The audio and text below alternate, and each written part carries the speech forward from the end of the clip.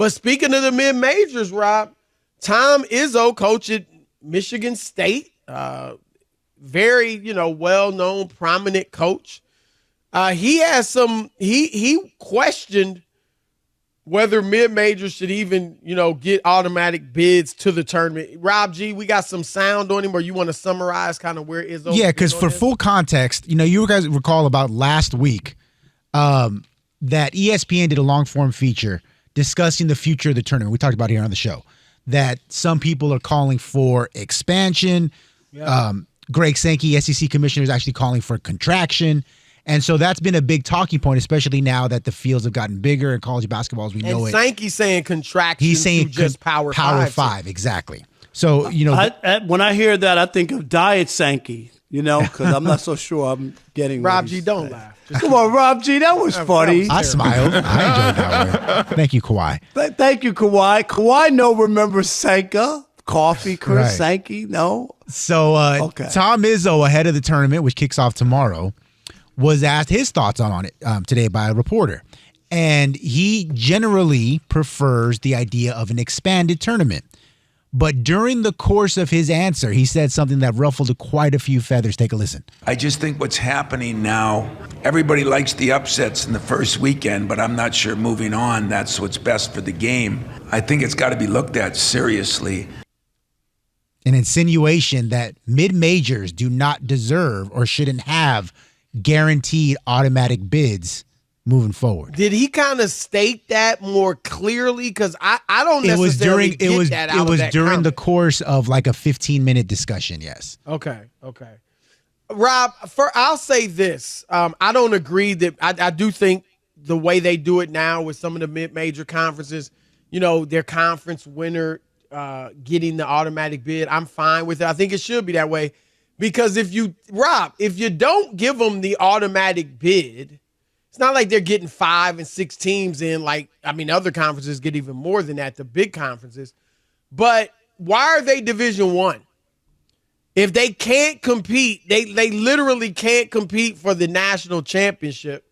Why are they Division I? Just make them Division II or some other stipulation. So I don't agree with Izzo on that.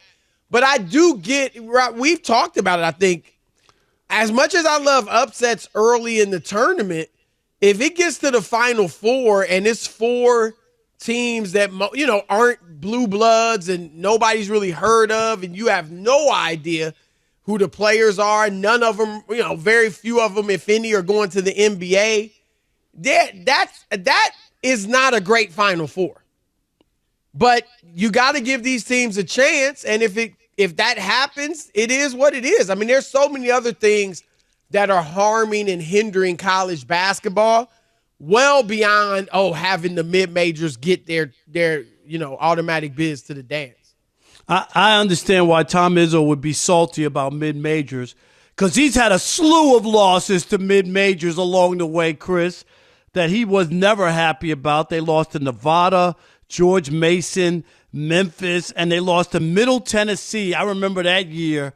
They had a really good team, and people were expecting things from Michigan State. You remember that? And they lost to Middle Tennessee. Yep. So those, when you lose like that and you're supposed to be good, I get that from Izzo. But, Chris, the idea that you want to exclude these teams or try to wait so that they can't have any – if we don't have any upsets, and I get it, you're right, we saw it, because I said everybody can't be Cinderella. That's the problem when you have 3 teams. Then nobody's Cinderella. Nobody's Cinderella. That's just the norm, right? That's what it is. But I'm with you. I'm against this idea of this, because that's what the college basketball thing was supposed to be about. That on one night, Chris, my shots go in and yours don't, or ball rattles in and yours don't, and a play is made or a miracle shot is put up. If we're going to be that predictable and have it where those teams aren't playing against the big boys, I just think you take something away from the game. That's what made it special, is that every once in a while, and it didn't happen often. You remember for a long time, Chris, a number 16 never beat a 1. Right. Until recently, the last few years that's happened. But there was that one stretch, it might have been like they were 0 for 27 or something. You know what I mean? Like, it never happened. It was probably bigger than that. I said 0 for 27. But I know they hadn't won for a long time. Right. So I'm this trying to make sure that certain schools are in and you put a thumb on the other schools. If they don't really belong, then they shouldn't be in the tournament at all, if you're saying that. Right.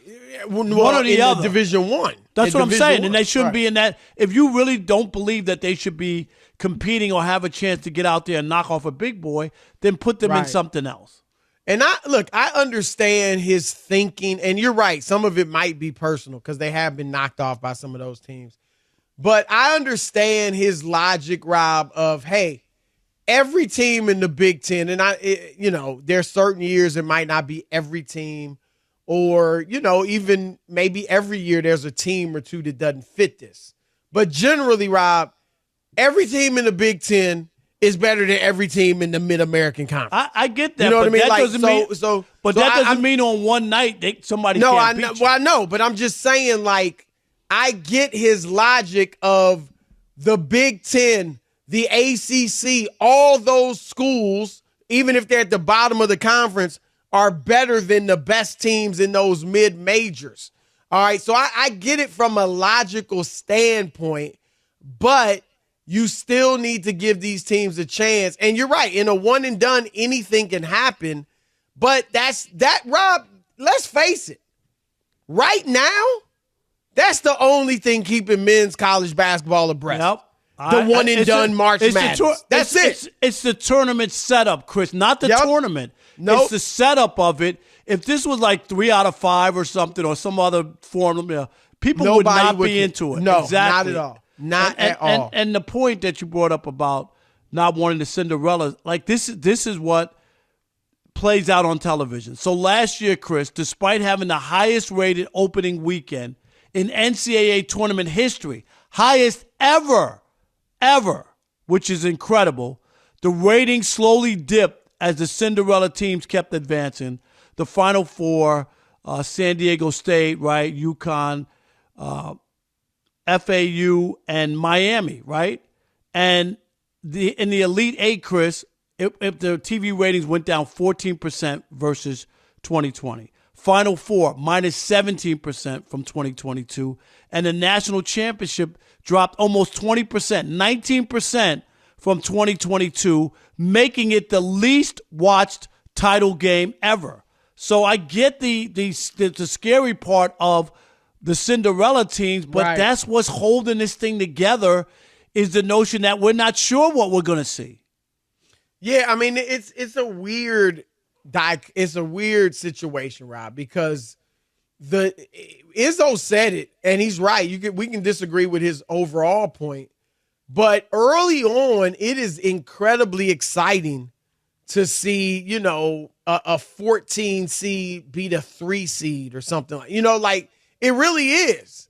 But then as you go on and you don't know the players, you don't know the schools, it does lose a lot of its luster. And that's just the chance you're taking when you have a tournament like this. Rob, if you played this in the NBA, one and done, who knows who'd win?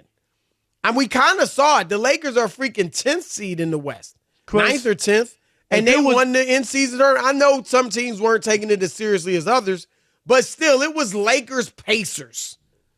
They're not two of the best teams in the league. That would have been a one and done. Would be unbelievable basketball. You got to leave it on the floor, in the Chris. NBA. In the NBA, every night. You can't tell me. But champions it'd be crazy. Oh, it would be different, and I doubt guys would have 4 and 5 and 6 champ because you can lose one night. I disagree. I think if they played so long, they'd have a lot. Because we could say, like you said before, Jordan wouldn't have 6.